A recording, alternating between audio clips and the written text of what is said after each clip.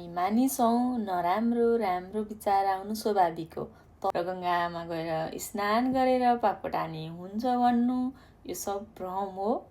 Hello everyone, प्रणाम सबैमा। सबैजना सकुशल हुनुहुन्छ होला जहाँसम्म लाग्छ मलाई, र सबैजना सकुशल हुनु पनि पर्छ। र कहिलेकाहीँ यस्तो भिडियो बनाउने भाव आउँछ र जस्तो परिस्थितिमा छु त्यस्तै परिस्थितिमा मैले भिडियो बनाइराखेको हुन्छु।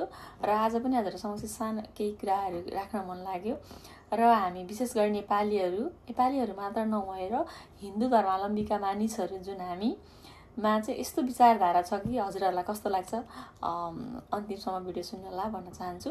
र हामीमा चाहिँ कस्तो खालको छ भने नराम्रो क्रियाकलाप, नराम्रो कर्म, नराम्रो काम गर्ने, अनि चाहिँ हामी चाहिँ धार्मिक स्थलहरू र गङ्गामा गएर गङ्गा जलबाट स्नान गरेर चाहिँ हाम्रो पाप कटानी गर्ने भन्ने एउटा विचारधारा हामीमा छ नि।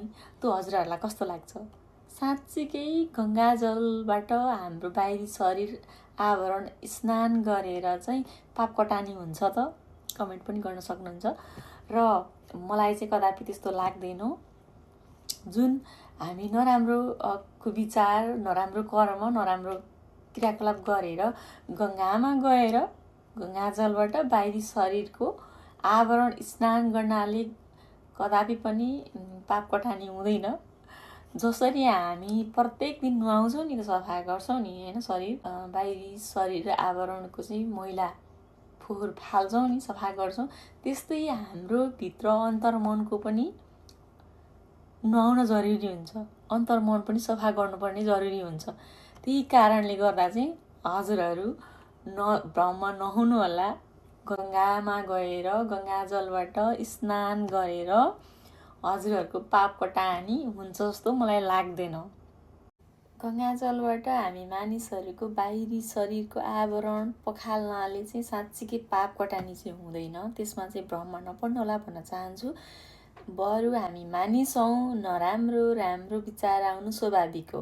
तर नराम्रो विचार, नराम्रो क्रियाकलापहरू हामी नगर्नको लागि सोलुसन, समाधानको उपाय चाहिँ खोज्न सक्छौँ।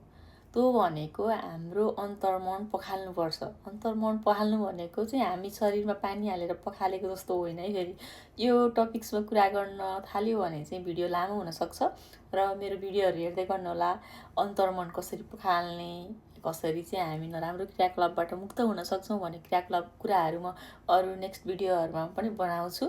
मेरो युट्युबमा पनि राखेको छु, हेर्न सक्नुहुन्छ, चेक गर्न सक्नुहुन्छ। र नराम्रो विचार, नराम्रो भाव आउन नदिनको लागि हामीले अभ्यास चाहिँ गर्न सक्छौँ है। जुन अभ्यास भनेको साधना हो। साधना बिना चाहिँ सम्भव छैन।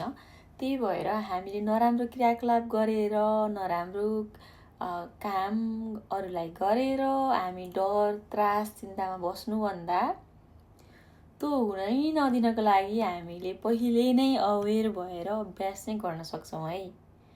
र त्यही भएर हामीले नराम्रो क्रियाकलापहरू गरेर पाप कटानी गर्नु र गङ्गामा गएर स्नान गरेर पाप कटानी हुन्छ भन्नु यो सब भ्रम हो।